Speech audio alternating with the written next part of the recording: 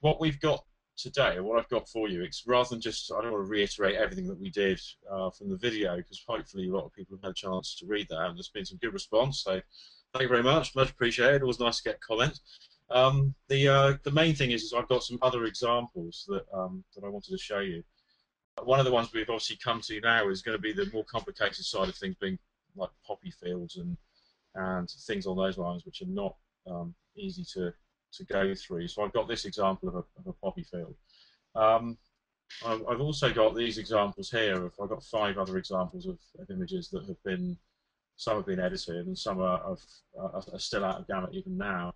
Plus this one, which is a more complicated one to do with possibility of colours being out of gamut, and also the possibility of dealing with excessive brightness or blown out areas that are due to brightness issues, not to do with being out of gamut. So if you're facing into the sun and you're shooting colours that are out of gamut and you've lost control of your highlights, you've got a double problem. And then finally, just looking at different colours, we're looking at yellows and blues and various other parts as well. So just to mention that all of these, if I go to colour settings inside the colour settings drop downs, you've got to have it on Adobe 98 RGB. We've already ascertained from the video that the largest colour space is going to be Pro Photo, then smaller is Adobe RGB, and then finally smaller again is going to be sRGB. So those are the biggest problems. Going between those colour spaces, you have to respect exactly what's going on.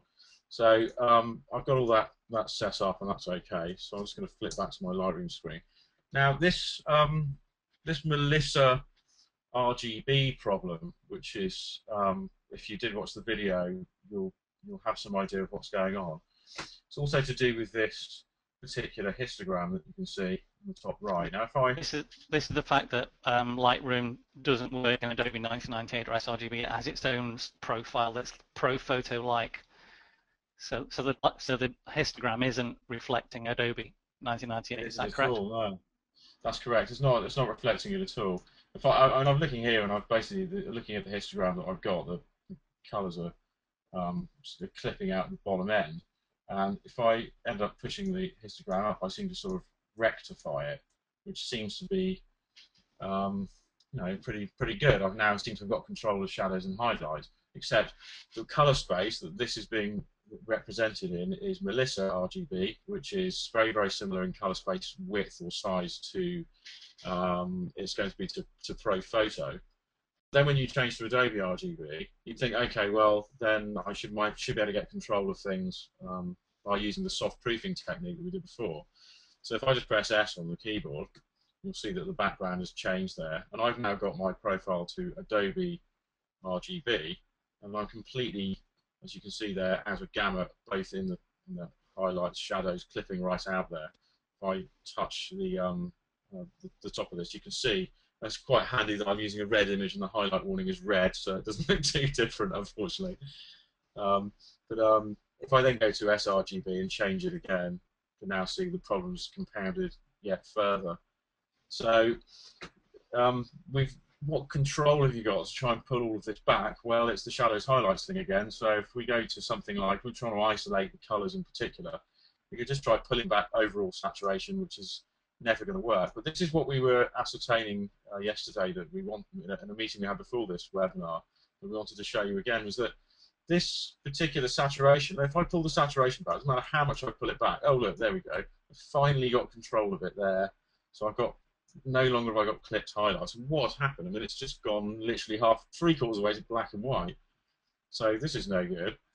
If I then, for example, use the HSL tool, which is a very intuitive way of adjusting images anyway, which I highly recommend using. You grab the little target feature that you can see there and go on to the poppies, and if I try and drag down the saturation of the reds in particular, pull them back the other way, you can see I'm still getting the same issue. Look, it's going to take me all the way to literally pink. Well, I can't do it. I cannot. I've desaturated the red. Oh, there we go. I've pulled the reds down to -100 and the oranges down to -62. Now, so what we're trying to say here is that the color management tool, the color management the information it's giving you back is not accurate, and it's not accurate enough. Because if we take this image, I'll set Could I this just back. interrupt for a second, David? Certainly. We have a question from Paul Famous asking, what is Gamut? Which is fair enough. And I'll see if I can tackle that for a second. As far as I understand it, Gamut is the amount of colors that can be represented in the RGB space that you're in. So for the particular intensities of the RGB channels in your color space, be it Adobe 1998 or sRGB, you can only create a certain amount of colors, and normally Yeah. that's limited by how saturated they can get. You can also go out of Gamut in the highlights and shadows, but typically it's in the mid-tones where people see the problems. So when you're in Gamut, it means the colors can be represented. If you're outside Gamut, it means when it gets converted to the color space you want to work in, then colors will be clipped. Is that Yes, right? that's a fair enough assumption. Yes, I'd say that's pretty Right. much bang. Thanks very much, and thanks, Paul. Okay. The main thing is that I want to take this picture unedited, other than the exposure that I pushed up, and take this into Photoshop. And if we look at what happens, remember I had to really jack the colours really severely backwards in order for me to get the same result. Now, if we look at the histogram in here, let's see if I can just use a larger histogram, expanded view. Hopefully that'll look a bit larger for you. You can see the histogram up there, and it's pretty representative of the histogram that's in here. So they are showing something that's similar. If I change that to Adobe, there we go. That's the Adobe RGB histogram. And that's the same one that you're seeing there in Photoshop. But if I now do something similar, so if I create an adjustment layer, and I can do that obviously via my panel here, or I could go layer and then go to new adjustment layer and hue saturation. If I target my reds, so if I change the target to red rather than it being on master, which is a very good way of controlling individual color saturation. So if I now target reds, all these little pipettes come into operation, and there's one that allows me to target just a single color, or an eyedropper that I can sample more colors, which has got a little plus symbol next to it. That's very handy because I can take different reds, although poppies aren't obviously anything other than similar red. Let's say if you did have colors that were flowers or something similar that were varying color range, then if I do that and I pull the saturation backwards, oh, it took -8 of the saturation, or probably not, yeah, probably even less, -7, to actually pull those colors back into the Adobe RGB color space. So in other words, it stopped clipping. The more I reduce it, if I take it right back to where it was before, to something on the lines of what Lightroom was producing, it said that it was only in gamut right back here somewhere, where the poppies were looking horribly desaturated. And anything I tried to do by bringing the saturation back up was nowhere near the degree of variety I get here from my slider. And really, I only need to pull it back just a fraction, and now everything's back in gamma. So that's So we still need Photoshop then. It's not going anywhere yet. yeah, exactly. But what it seems to highlight is that whatever we're doing, if you're using Lightroom to do the same job, so we'll go back to here, you can see that I've got everything horrendously clipped out. If I grab my Got HSL, somebody just asked. We got Richard Hurst asked, how do you do that soft proofing in Lightroom? Can you just go through the shortcut in the develop for it? oh, tell him no, he should have watched the video. No, honestly, Yes. quite easy. All you do, Richard, is you just simply grab press the S key, for example, and S turns on soft proofing. This is only available in Lightroom 4 and Lightroom 5. It's not available in Lightroom 3. But it's, again, if you tend to find that you're getting problems with strong colors and you are using Photoshop, we're ascertaining that perhaps it's not the best of tools to use. But it depends on the severity of the colors that you're using, I think, and the intensity of the colors that you're using more than anything. So just pressing S on the keyboard will suddenly prop up this proofing view. Now, you may find that I found when I started to use it was that it's actually something like it's 95% white. So you certainly know when it's been turned on by the fact that you need to go and grab your sunglasses. But you can change that by right-clicking and then reducing the intensity of the background, and I probably had it, I think, at about 50% grey. So you can see there that my original background is I think is darker 25%, and I've made my soft proof 50%. So once I've done that, I can go to the top here and it asks me what I want to do, and I can choose from a drop-down box the profile that I want to interpret. And Pro Photo, for example, is in the list as well. As soon as I do that, you can see that it's well within color gamut now. And if I turn soft proofing off, you can see that although the histogram changes, the difference between Melissa RGB, as it's called, Pro Photo, is there is a distinctive difference. In fact, what I might do a moment is just turn off this and put 25% dark grey, so you're not concentrating on the background change and looking at the histogram. So look at the histogram, press S, and you can see the difference. That's now Pro Photo simulated. So now if I choose from the drop-down box of Adobe RGB, I can simulate it in Adobe RGB, and then press it again and I can simulate it in sRGB. So I have 3 different color spaces. I can play around with that. And I do believe you can possibly use others depending on the ones that you've got. So when you go into Photoshop, go to this side, with it now converted, because remember it's a raw file, it doesn't have a color space, and then when you convert the file, bring it into Photoshop, it then gets given the color space. I've given it the Adobe RGB color space, and therefore I can now start adjusting the colors. And if it's clipped in the Adobe RGB color space, I can just reduce the saturation and bring things back into line. So yeah, there's a distinctive and very obvious difference between using Photoshop to manage your colors and also using Lightroom, which seems to either show inconsistent results or basically is not doing the job with specific, more complex issues and problems. And either which, like I said, I'm not 100% too sure about, but it's nice to be able to highlight the fact that it's important to use tools to work around it. And the software can have limitations, and that we can identify where those limitations are, and therefore work around those limitations by using the better tool or the right tool for the job. So if we change this now, let's say what if we want to simulate this now in sRGB?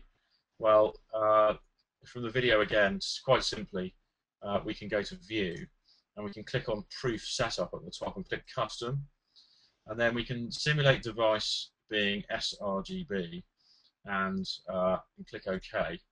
And then when we do that, we can also turn on the gamut warning. So if we go down, we get a gamut warning, which is Shift Control I or Shift Command I if you're a Mac user, and it shows you where things are likely to go out of gamut. And you can see there's a lot of warning coming up. But again, the warning is a warning. It's not saying it is out of gamut, therefore all this needs completely desaturating. Literally, the best thing to go by is look at your histogram and look at what's going on with regard to this and pull things back necessarily so that they're not completely pulled so far back that then the subject matter looks washed out, which is the worst thing to do, because again what we're doing is we're using a warning sign, a bit like a highlights warning. You've probably seen the highlights warning on the back of your camera will flash, and then when you get home you look at it and it's barely anything at all, like a small sliver that you can pull back using recovery or highlight protection of some sense, and that will then allow you to you'll be surprised at how much the warning will be flashing on the screen, and you'll be thinking, oh, that's completely blown highlights. In fact, it's not at all. So your best options for adjusting your color gamut is your hue saturation adjustment layer to identify where the problem is, and then to pull back the saturation of a specific color and stop that from causing a problem. So I'd be quite happy with that, saving that to sRGB and knowing that I haven't got colors that have rolled completely out of gamut. Would you do this locally as well as globally, depending on the picture? Yes, you can do it. You can do it in a more local sense. You don't have to apply it to the entire shot. And what you can do, of course, is fill this particular layer mask with black, so it becomes see-through or opaque, and then you can use the brush. And I'll do that with this for fun. We can take here's a good shortcut, by the way. It's a fantastic shortcut. You either find out about it by accident, or you find out about it because you read something. But if you've got a layer mask, it doesn't matter if it's an adjustment layer or a layer mask that you've created, I'm going to press D on the keyboard, and that's going to reset my color picker to white as a foreground color and black as my background color. If I now just click on the layer mask and hit Control and Backspace, it will fill it with the background color, in which in this case is black. And you can see there it's now filled my layer mask with black. It's such a quick and easy way of doing things rather than turning things into a hidden layer mask or filling it with a paint bucket or doing other such ways of trying to fill the mask with black as in entirety. So what you got to do is just Control and Backspace, and that will fill it with black. Now I can just go and get my brush, and leaving my gamut warning on, which is looking rather severe, I could just take the brush at 60%. So I'm going to press 6 on the keyboard, and I can start to paint in on specific flowers. Because if you think about it, there's ones in the background. I know this is a hard example, to say the least, and probably not one that's going to show a variety of results, because they all are really one colour. But imagine if you had an intensity of light differences. Let's say you had in the background some reds that weren't so caught in the sunlight as these backlit poppies are, and they weren't out of gamut. Well, you're going to desaturate everything across the page by the first method. So at least if you've got a layer mask set up, you can paint in exactly where this problem, or reduce the problem by painting in the end result. So a selective way of doing this. So other than that, I mean, you can see that the actual difference that it would make. If I turn the gamut warning off again, so if I press Control Shift Y, if I just turn the saturation off, so that's what it would be like, slightly out of gamut, and then that's with the saturation layer applied to the poppies, and that's pulling it in. Remember, this is sRGB, it's not Adobe, so it's Out of interest, we've got a question about Adobe RGB or ProPhoto. If ProPhoto has a bigger space, and this is from Graham Pyle, why yeah. don't we use ProPhoto natively for most of our work? It's a good enough question. I think the biggest problem is that it's to do with what available colors you can see using the hardware that you have. For example, if you take monitors in general, like I got a particularly lovely monitor that is been the work, part of my workstay for a long time. It's an NEC multi-sync. It's a 2690 WUXI squared or something, but it's a wide gamut monitor. Now the problem with a lot of monitors is that they can only show us a certain amount of colours. Hence, when you profile your monitor, you can only see a certain amount of those available colours. Now, if you're let's start with a really simple device like an iPhone or an iPad. They are only going to really operate in an sRGB color space. In other words, the colors that they can represent are restricted in their overall width. So if you then move to something like the monitor that I use as a second monitor sat here to my right, well, that monitor hasn't got anywhere near the available color gamut as my other NEC one has. So again, I'm going to be working, if I profile my monitor, the color space that my monitor can actually represent will probably be slightly larger than sRGB, but not much more. So then if I'm using a color space like Adobe RGB that's got larger available colors than the colors I can see on my monitor anyway, well then I'm getting to the stage where it's perhaps not so useful. But then if we take, for example, this NEC monitor, the big one I have, and all the professional photo monitors, they're what's called wide gamut monitors, and they are capable of showing colors which literally will represent the Adobe RGB color space, which is fantastic. So it means that you're able to see what you're processing, and you're able to see the color space that you're working in. And then finally, if you go to ProPhoto is so much wider that you've got the same problem almost as looking at Adobe RGB on an iPhone. It's just now that you're looking at ProPhoto on an Adobe monitor, Adobe RGB monitor, if you like, or wide gamut monitor, and you cannot see all the available colors. Again, I stand on dodgy ground talking about ProPhoto because it's not anything that I know so much about, but I know that from what I'm aware of anyway, it's actually very good for printing apparently, or printers. I think in particular you can utilise that very large colour gamut. So again, it's just the ProPhoto gamut is so wide that it cannot be represented by the monitors that most of us probably can afford or most of us can print with. I pretty much would agree that's the situation. So yeah, we won't work with those massive color spaces because there is no great advantage in doing so, because everything that we then do using home printers, using printing services, or representing it onto the internet requires us to reduce the color space so greatly that all we'll spend our time on doing perhaps is correcting the image rather than actually working forwards with a picture and creating something that's going to be productive. So I hope that answers your question, Graham. I do hope you're well. Um, I wanted to show you some other examples rather than just dwelling on this one Poppy's image for the rest of the night. Show you some other pictures, at least if anything, to show some more photographs. So this is Can I ask you one quick question? certainly. Which version of Lightroom are you using? This is a question from Paul Morton. I'm using Lightroom 5 at the moment. I've only upgraded it recently. I was happy with 4 for ages. It's not been an issue, and I can't really see many other features in 5 that I would ever use within 4. So it's not been a massive upgrade. But I must say, there's one or two things I found that are much quicker about it. One is it seems to be less intent on trying to boil my CPU.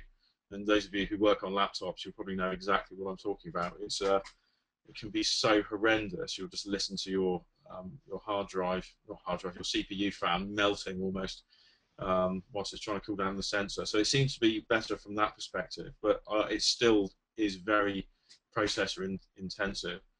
So it's a very good piece of software, and I found it probably the most intuitive and easiest to use for as long as I have.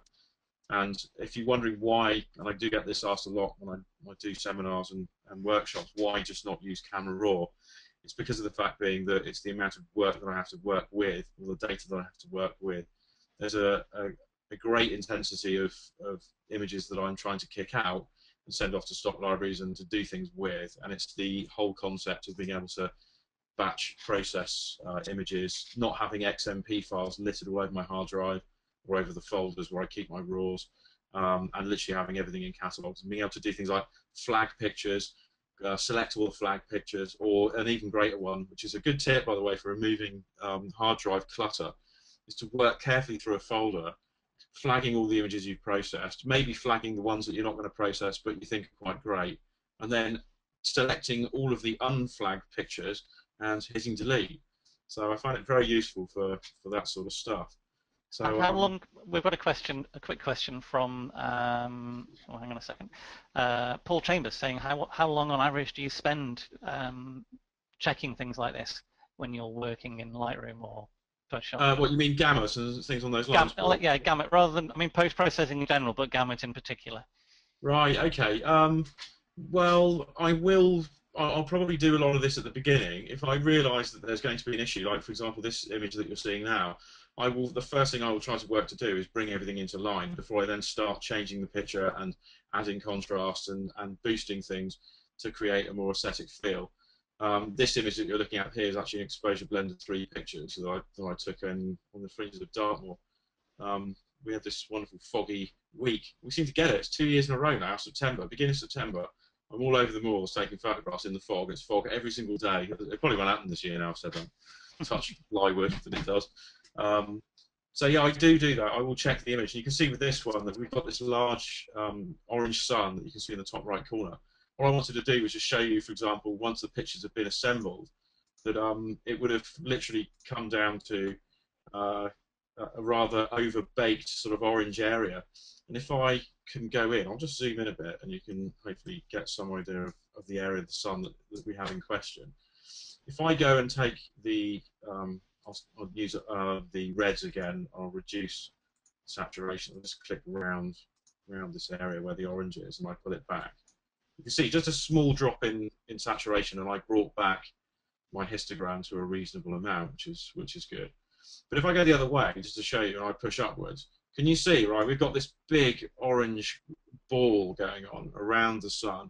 And if you go onto Flickr or various other websites where people try to convince you in their little dialogue that that's how it looks, and then you say, oh, but you've got some big horrible, or what I like to refer to as the sort of fried egg sunrise or sunset, This is the reason why, because your colours are gone out of gamma, and usually it's down to the fact that on their computer it's in Adobe RGB and looks fine, and then when they shrunk to sRGB as your next colour gamma, it's actually gone out of colour gamma, and that's created this effect. So the more I jack it up, you can see there, the more of this circle.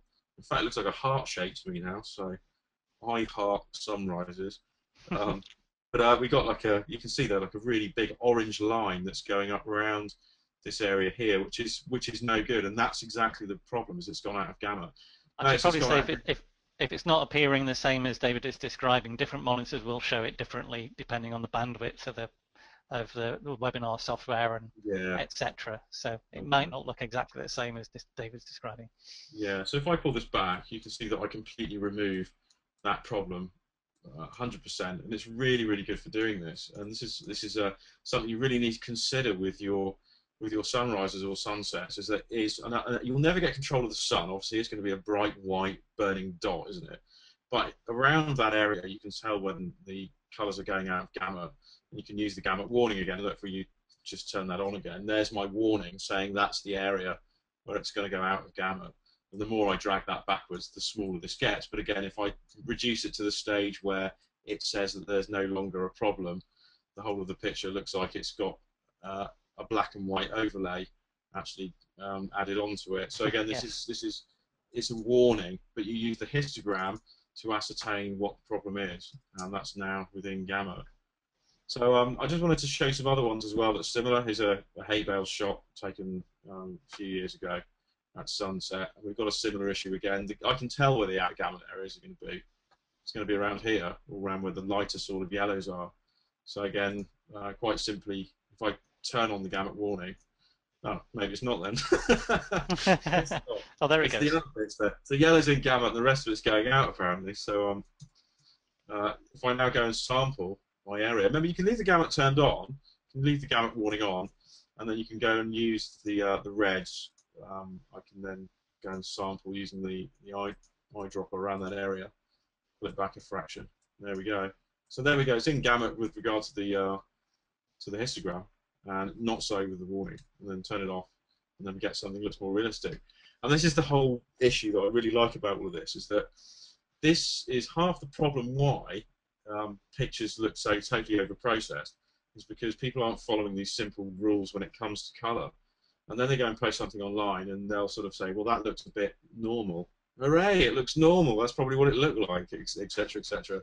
So we're always in pursuit of super reality, or we're trying to show people an example of the world that they perhaps don't already normally see.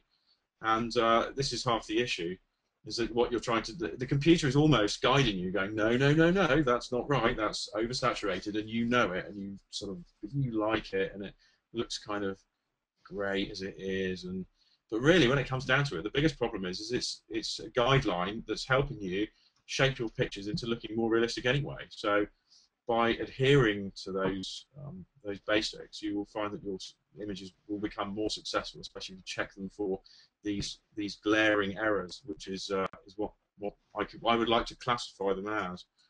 So what about if you end up in a situation where you've got a complicated one like this? So I'm looking at the shot now, and I'm thinking, well, I've got bluebells, and I've got burnt out highlights. Now I have got burnt out highlights in this, and there's no other way that I remember at the time that I could actually manage to get control of this. I originally shot this picture with a 5D, I think it was, probably in about 2007, was it? 2007, 2008, something like that. It's quite a while ago, 6 years ago anyway. I'll stop doing bluebells now, by the way. Maybe I ought to have a return journey, but I stopped in 2009 and said enough is enough. I'm not going to do it anymore. I've done 3 years of it. But anyway, the idea with this is that you have highlights which causing this out of gamma, is it, or what is it? You don't know. So the great thing is you can try something like this, which is just go and get a selection tool, and don't bother selecting the sky, but just go and select the actual bluebells underneath, and you can see there, as soon as I do that, my histogram has now changed. So now I'm omitting the histogram from looking at the highlights area, which we know have lost detail and are blown. But Oh, the area can I underneath, just add, if in the Photoshop, if you are using Photoshop and that little triangle appears on the yes, right hand side, that means that it's not showing the absolute accurate histogram. It's showing an estimate. If you want to get the absolute accurate one, it's worth pressing that just to see what's happening. Okay.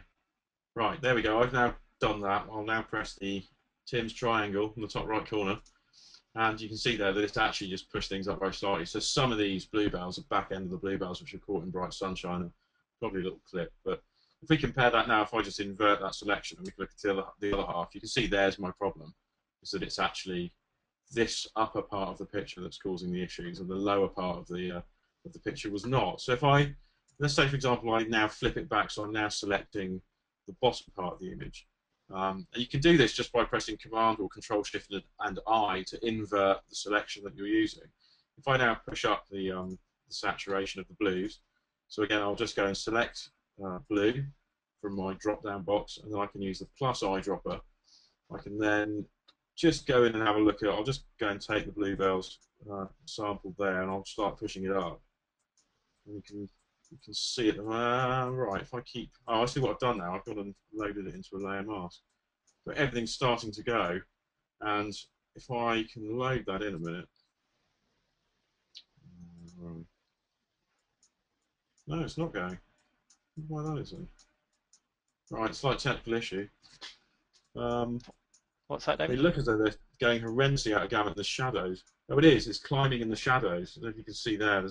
Not very easy to see. That's the reason why. There's a small red line that's increasing and going up and up and up as I increase my saturation. I was expecting, because I was looking at the highlighted areas, that was the area that was going to go out of gamut first, the upper area of the picture. This is something that Neil Barstow pointed out, wasn't it? That the gamut warning is very good for showing the midtone out of gamut issues, but quite often Yes. you can get problems in the shadows and the highlights that don't show up with the out of gamut mask. So it's worth Yeah. using your eyes on the profile on the soft proof to Absolutely. confirm that things are going right. I think the main thing is as well is that we all know that what poppy fields look like, and we have a really good idea of what bluebell woodlands are as well.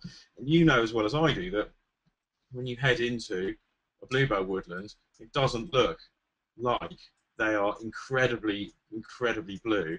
Often when they get caught in light, like you can see here, they have got this kind of mauvey, sort of bluey white look to them, and then you get them caught in shadow, which you might see on another time of day, and you can see there that they have this different hue, and it's this understanding of what you're trying to persuade to show and identify in comparison to what it is you're trying to create, something that's evocative or something that you believe to be, representative of the feelings that you perhaps had when you were there. I mean, I don't classify what I'm doing as anything other than, a lot of the time, as representational imagery. I'm trying to make images that I think are representation of what it was like, recording the light as I was there. A lot of other people, for example, like your fine artists, your 10 stop ND square crop black and white gang, and various other people who really enjoy changing things in a huge way to create more painterly styles, will have a very different approach perhaps to the way that I would. But I'm very much coming from I want to keep it as natural as I possibly can. I think there's always room to manoeuvre. There's always room to push things slightly upwards, but you don't have to push everything. You don't have to change everything so drastically that you're not. It's not a web-based competition, and other websites, other forums that people that they visit and go to. You get used to looking at everything being so unbelievably over the top, and whether it's the idea, whether it's the concept, whether it's the actual the colours or the way things have been processed, and we all seem to sort of find that we're it's a bit like going into a bluebell woodland at dawn, seeing these lovely colours, and then walking out and thinking, oh, the world's a bit drab now. I want to go back in. It was lovely in there. It was all green and blue and lovely. It's the same thing. Looking at a website that's full of loads of colour and everything else, and then you switch off the internet and go back to your back catalogue and look at it and go, oh, maybe I need to jack my colours up a bit more. I don't We've got know. a question from Steve Whitaker about the color management and the gamut correction. As it, Loving is your this some, pronunciation, by the way, Tim. what's that? Gamut. Gamut. Oh, you'll go with gamut. I'll go with gamut. Gamut. I'm from North. Um, is this something you apply to, or you take into account with every image, or is it like a creative improvement? Wow. Um, that's a good question. The idea is if I start seeing things clipping out and I'm using strong colours, then the first thing I will do is I'll go in and look at. I'll just take a gentle desaturation over the whole image and look at the problem and see whether there is an area that's out of gamut, or try and turn the warnings on or do things like that. But not with every image, no, because you get used to looking at things and you know that when you look at a histogram that things are not causing you problems. And if you convert then to sRGB, I think this is probably where the gamut warnings and the going out of gamut becomes more appropriate. Is that when you change from the Adobe RGB color space, which is a generous color space, and then go to sRGB at the other end, then the conversion process is usually done for going to web, and then you change to sRGB, your smaller web space. And as soon as you do that, if you've got any colors that are borderline being out of gamut in Adobe RGB, then you can guarantee they will be in sRGB. So it's literally a process of then sharpening your image for web. Once you've done that, changing your color space to sRGB and checking that the image that you're about to post online is not going to go completely out of gamut. Another worthy point of remembering is that for us busy people who are all now on the go, looking at our websites on mobile devices, tablets, and things on those lines, again, the sRGB color space is an out of gamut sRGB picture will probably not look particularly garish on a device that doesn't really have a very wide handling of colors anyway. So if you looked at the same image on a tablet and then looked at it on a laptop screen and then looked at it, for example, on a wide gamut monitor, the differences would be huge. So I correct my images specifically for the reason being that they have to be within gamut on my website, because I'm getting clients and also getting picture editors and people I work with on a day-to-day basis looking at those images, and I can't put images on my website when they're looking at the same images on similar wide gamut monitors and wide gamut screens. So I have to be particularly careful to make sure that they're all totally balanced before they go up online. And the other Have you way of thought looking at about? it is it's your portfolio and it's your your showcase.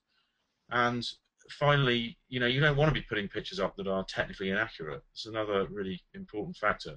And if you do, you'll just be sort of causing people to look at what you've produced and go, well, it's all right. It used to be quite good a few years ago, but it seems to be sort of going downhill a bit now. Or other sort of umming and ahhing, oh, you're only as good as your last picture style comments.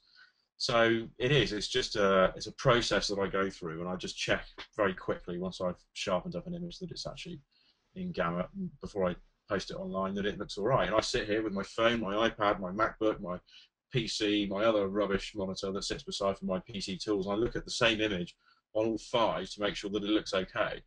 And you'll be surprised that once you get it all in gamut, it will look fine on all of these devices, and you know then that you're posting an image that's accurate, correct, but above all, a true representation of your image archive. And that's probably the most important area where amateurs fall over, is that they are posting images that are out of gamut, and then they spend probably the next evening defending themselves about how no, it's exactly as it looks like on my computer. And I've Yeah, done the same thing many years ago. I did.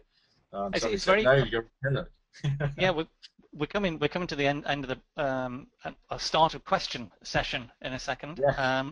One of the things that should mention is it's quite interesting that you worked in music and I worked in music in the past. And if you ever go into a recording studio, you have the guys there with their wide gamut speakers and sound systems, but they also sit there with their ghetto blaster and Yeah. some small little near field speakers, which are quite cheap, and they'll go outside and listen to it on the car stereo as well. Oh, there's so And many that's because parallels. they want to make sure that it sounds right on every device, not just on a very high-end monitor or system, but on a laptop or an iPad. And That's one very a true. very useful device is an iPad or an iPhone, because not It not is. because they're great devices, but because they're consistent Yeah, across one device to another. So your that's so iPad very makes true. a very good checker. Yeah, and in this world of mobile devices, it is important that they are checked. I found the biggest issue with mobile devices and the MacBook and my other screens is that it's sharpening. I find that the MacBook Pro screen I've got, I haven't got a Retina one. It's one of the older ones because I like to um, tinker with mine and put RAM and hard drives and things in. But the MacBook's very aggressive for showing sharpened images, and although it makes graphic user interfaces look really lovely, you've got to be very careful you don't over sharpen pictures, because you think a lot of people are using Macs in the photo world. It has to be that it looks balanced on everything. So I tend to find they look too soft on my NEC monitor. They look just right, or just a little bit bordering on slightly sharp on my MacBook, and then on the mobile phone and the iPad, they tend to look just about right. So there's no real problem. But, Yeah. anyway, I digress. We've had quite a few questions about the idea of Pro Photo Space, Adobe Space, and sRGB, and which ones we should use. And I've done a little bit of reading around this. Neil Barstow may be able to correct me when we put this on the website. But in terms of the color space that you use, I'll put my video on for a second if it makes any difference. sRGB is a very small space. Adobe 1998 is a medium-sized space.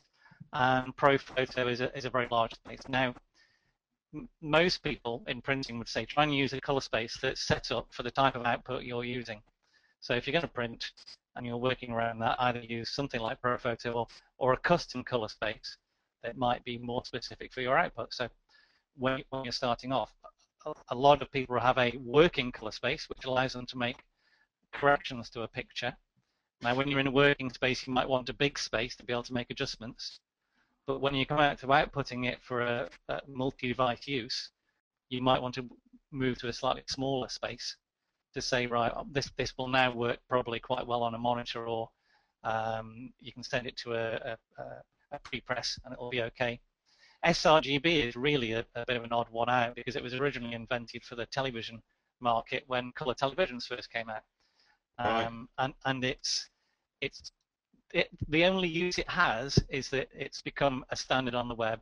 If it wasn't for the fact that there are still devices that use sRGB and are not color profile aware, we should already be using Adobe 1998. And I hear quite a few people starting to put Adobe 1998 profiled images on their websites, because nearly all the modern browsers are profile aware. So in other words, if you put an Adobe 1998 picture on your website, most people will see it correctly. If somebody used an older browser, it'll look drab because it'll presume it's sRGB. But It's funny you say that. I was recently looking at Firefox, and the laborious ordeal that there is to go into Firefox's kind of, I can't remember what it's called. There's like a sort of a don't touch this area. If you do, you're responsible for it. Sort of questionnaire that pops up. Yeah. Are you sure? Yes. And you go in and you just see this big long list of stuff, and you have to start tweaking values inside the back end to turn on the color management. And it was such a problem to find whether Firefox was actually properly representing the images, and I had to go in and check it all. But I mean, only until recently, wasn't it? Chrome wasn't even showing anything profiled right. And I think that it does now. Within the last few months, I think, properly, yeah. Yeah, and if you think about it, does Internet Explorer still, or does it not? It doesn't. Internet Explorer does it properly now. It does. Finally, yeah, I think from Is that IE9 or something? I think so, yeah. In other words, everybody in the entire world are using IE8 or IE7, and then when you think about the people across the world who are probably still using earlier infancy versions of that, I guess, as well. Yes. It's quite amazing when you look at it all, isn't it, across the board. So hence, sRGB is only for browsers, never really used it for anything else.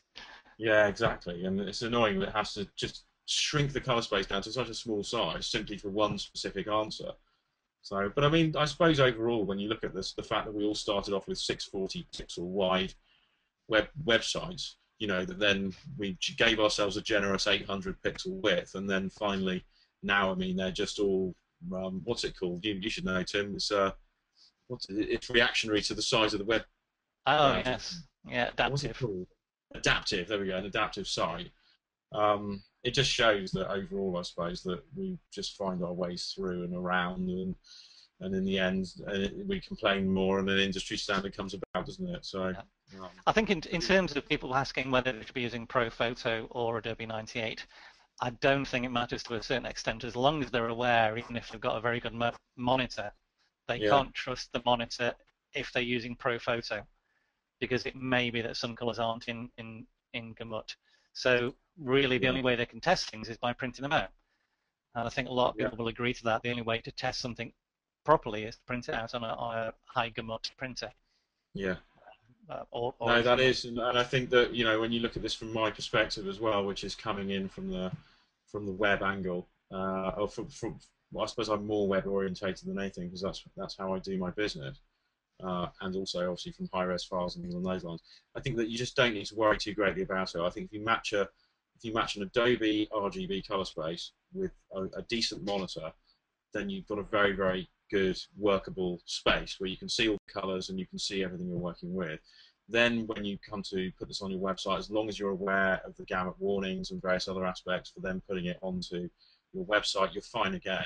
But there's no harm in working with. It's a bit like saying, "Well, I should always work in 16-bit." Well, you can work in 16-bit. There's nothing wrong with working in 16-bit. You've got a huge file with lots of data, and you can play around and pull it left, right, and centre without any degradation, which is great.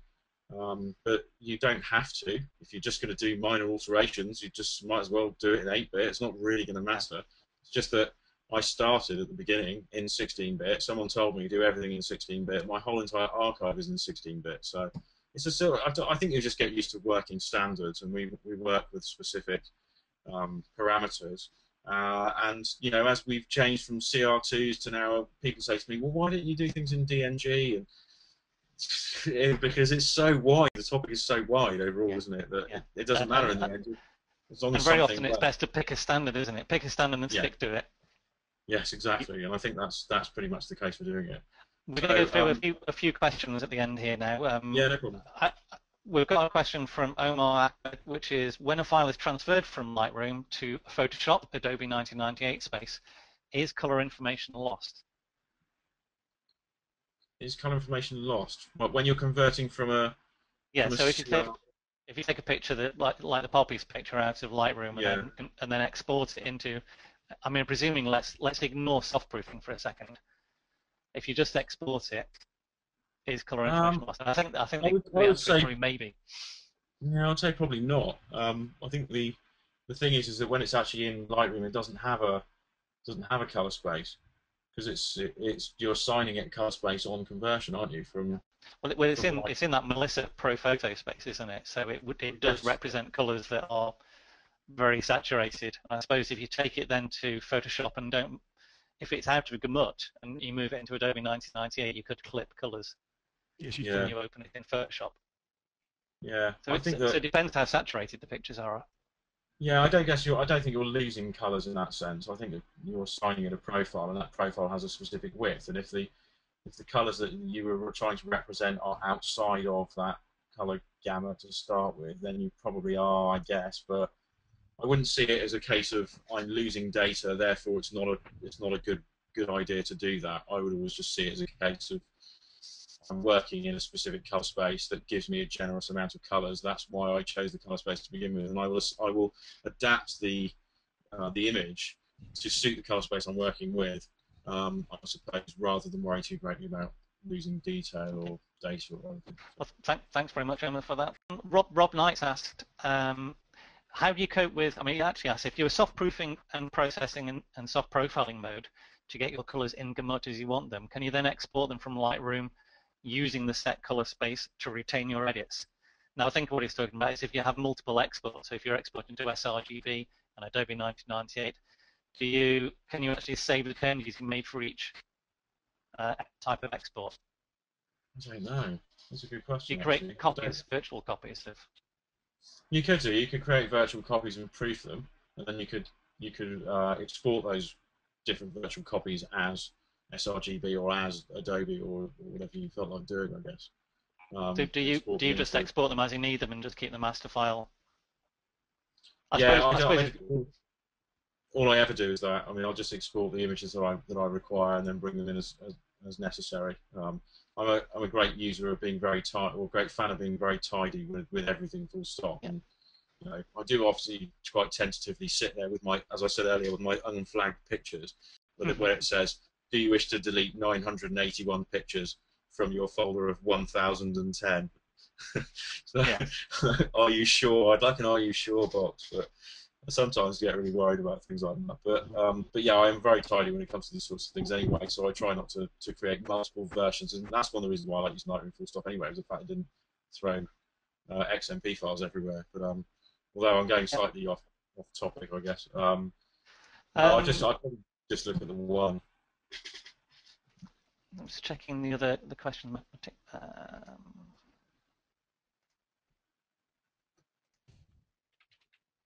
That's a question from Doug Chinnery. Was if you captured raw files and your camera was set to sRGB, do you still have all the data? Uh, Very good question, Mr. Chinnery. You don't actually have a color space assigned to a CR2 or an NEX. Was it NEX for Nikon? NEC, is Um, it? I can't remember. Well, whichever you're doing, the color space assignment inside the camera is only for assigning color spaces to JPEGs, not actually assigning a color space um, to a RAW file. So when you bring it into Lightroom or Camera Raw or whichever your converter is, you're then assigning it a color space upon export, and that's the point where it receives its color space. So no, it's not an issue. You can just forget about that. I mean, I can't even say I haven't set any of my cameras with any kind of color space as long as I can remember, because I never deal with shooting JPEGs. I only ever deal with shooting RAW files. So but we've got a new rabbit, so I think I'll probably be. I think he's going to be my experiment with my 1DX autofocusing system, shooting him. So maybe I ought to shoot JPEG for him.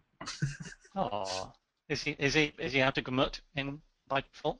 No, he's grey. He's a mid-tone Ah, grey. mid-tone grey. That's great. You take him out and put him in the countryside. The reference. Exactly. So I could just take a meter reading off him.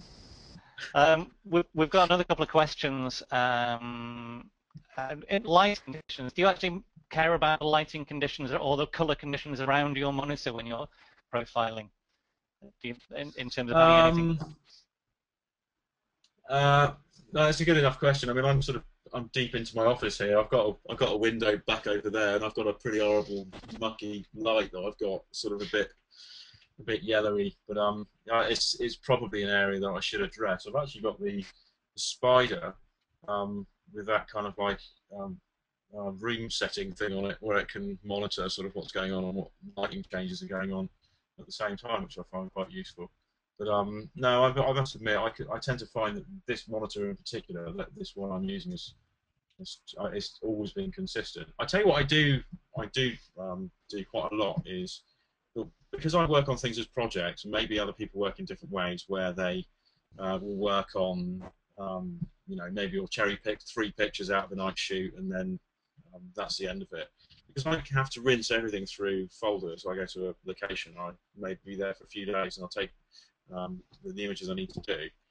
Because I have to then go in and keyword the images later and caption them and add metadata and not metadata, add additional data, IPCC data back into the picture. It gives me a second chance to actually look through the batch and the collection of images, and then once I've done that, I often go, well, no, that's slightly too strong, that needs a lift, and it gives me another final read through before the images actually go out. So it is actually a good way of doing that, is being able to look at all of your pictures and have another go at trying to balance them all up again. But I tend to find, so if I may have been processing them in one set of conditions, like it had been a bit dark outside and my yellow light's not done me any favours, or and then I've been doing it in the daytime, I don't really have much of an issue.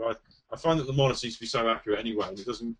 I have nothing pointed anywhere near it. I've just got a fairly low output energy-saving bulb that I've got in the room, and it just seems to keep all the attention on the screen, and I don't seem to have an issue. So, if that makes sense. I've lost your audio, Tim. I can't hear you for some reason. I'm hoping you can We have hear got me. a few extra questions that have come in at the end. I can hear you indeed. Okay. So what we'll do is we'll try and answer those offline and put the questions to David and put the answers on the website I can when hear we you now. upload the video. Can you hear me? If you want to ask him, I can't hear you now. If you can hear me. Yeah, no, we've run out of time, so we've gone to the hour limit. Oh, So we can sneak one in, can we? go on. All right. I'm sure no one's got If anything you better to do. Yeah. If you capture your images in sRGB, is it I've then got a few possible to points to make, convert but them? Does Oh, it then hello, Neil. become? I've got a few points to make, but I'm just not going to get time. I don't think, am I? Oh, okay. No, Neil. If you'd like to make a couple of points, have a few Well, minutes at let's the end. shall we No do that problem at all. instead of the question, because we can answer the questions offline. It might be that. So there are Absolutely. just a couple. There are a couple of things we've got a few seconds left, I think. I think somebody asked a question about using ProPhoto as an overall color space. I know Martin Evening recommends that, and I don't think it's an awful thing to do. Martin Evening's a very clever guy. I think if you are very strongly in control of your workflow, then ProPhoto is probably okay, but you really need to understand very much what you're doing. So it's not something to be taken lightly. It's not just, oh yeah, I use ProPhoto for everything because it's fantastic. It's just not that easy. Um, uh, I would recommend a color space which is specifically tailored to the color range, the gamut of your camera. Joseph Holmes makes a number of spaces specifically for that purpose. It's a very clever thing to do. It's much better than throwing your small amount of data into a color space the size of a dustbin. Um, so that's an interesting point, I think. Um, I think that when we take a file, because I think I've seen it happen, when we take a file from Lightroom to Adobe RGB or to sRGB, when we export to Photoshop, I think there is potential for clipping at that point. So I think I've seen problems with people who over increase saturation in Lightroom, thinking, oh my God, I can do anything I want, and then they put it into Photoshop and it's just clipped to death. And clipping means that in the color channels, data is potentially lost. So it's not just a matter of desaturating color, it's a matter of destroying color by concatenating data which previously used to be different and making it the same. So, where there was detail, now there is no detail. I personally would suggest that if the histogram looks to be clipping in Lightroom, when you do your soft proof, do a little desaturate before you take it to Photoshop. You can always put the saturation back in. That doesn't hurt, especially with 16-bit. Yeah. It's if you clip, you clip. The data is gone. Just a couple of more things. Tim, I think Adobe RGB was actually based on the SMPTE 240M color space. The SMPTE is the Society of Motion Picture and Television Engineers. So it's actually Adobe RGB that's based around a television color space, strangely enough. But Oh, so they both are, right? that's a reference monitor, not a TV monitor in your house. Yeah. I believe sRGB was conceived by a guy called Michael Stokes who works at HP. So in an agreement between HP and Microsoft, and I think Adobe might have been in on that one. sRGB was come up as the kind of lowest common denominator of color, and in many ways, it's actually quite clever. I often find people who have moved from sRGB into using Adobe RGB, into trying to make profiles for printers, etc., have made things far more complicated than they were initially. So it's not that bad in every case, sRGB. It can be safe in some workflows, but again, it needs careful consideration. And lastly, if everybody's still there, my opinion is that the environment in which the display is viewed is pretty critical, because your own perception of color is immensely, or can be immensely affected by color in the corner of your eye. So other colors in the room. If you take a print and assess it against an orange wall and against a green wall, you'll see how much the print changes. Well, that's a little bit like looking at the display in a room with extraneous color. It's pretty Yeah. critical. I mean, I spent a lot of time with Joe Cornish. He spent a lot of money on room lighting. It was necessary to do. It did make a big difference. But then he Yeah. is working for print, and he was It's trying a to big. match print to his screen. It's, it's definitely a big no-no to have strongly coloured things in your field of view. It is. I think It if is, if, and, every, and if and everything also to around have, you is vaguely pastel, you're probably okay. and it's better to have lighting that's not changing as well. You don't want it to be very, very, very bright one time of the day and very not bright the other end of the day, because then that will change your assessment of the screen. You should be really viewing the screen in a room which is dark enough to view a television set. Yeah. That's the sort of light that you should have in the room. I mean, you wouldn't watch the television in the middle of the day with the curtains open. You won't be able to see the bloody thing. It's the same with the As, screen, really. especially as many monitors work best when they're turned down in brightness significantly as Yes, well. yes. Well, you don't One, really one want to thing be one thing walking. that can help with a monitor, with any monitor, especially modern monitors, is turn them down to about 30% of the maximum brightness. Well, I think that you should control that by knowing what that is in candelas per square meter, rather than just talking about 30% of the brightness. But I mean, that Well, would be as a general rule, don't leave it on 100%. no, quite. I agree completely. I mean, certainly, you'd want to go to 50%. If your monitor, I mean, I come across monitors that are 5 years old. If you turn it down to 30%, there wouldn't be anything left. At 100%, it's still only got 90 candelas, and an average kind of calibration target for candelas per square meter for a screen will be something in the region of 110, 120, maybe as much as 160 for a brighter environment. But it's not really based on 30%. No, I'm trying to do a rule of thumb for the Oh, bright you're right. monitors I mean, that people buying new at the moment. it's not a bad suggestion. It's not a I bad don't think there suggestion. are many dark monitors being sold these days. No, but then they're not all new, are they? No. So we must be nearly done. I guess I'm sorry I yetted on a little bit, but I just hope that one or two points might have been raised there that were interesting. Not a problem at all. No, I really appreciate that, Neil. Thank you very much. And thank you to you, David, for the presentation. That's me, by the way, when I was in India. Don't you can see that. Yeah, very good. Thank you, David. Yeah, so very nice. He's waving goodbye to everybody for joining us on our maiden voyage. Thank you for everybody for turning up and asking questions. Guru. Much appreciated. Yeah, brilliant stuff. Really enjoyable. Good fun to do. And we'll do another one shortly, no doubt.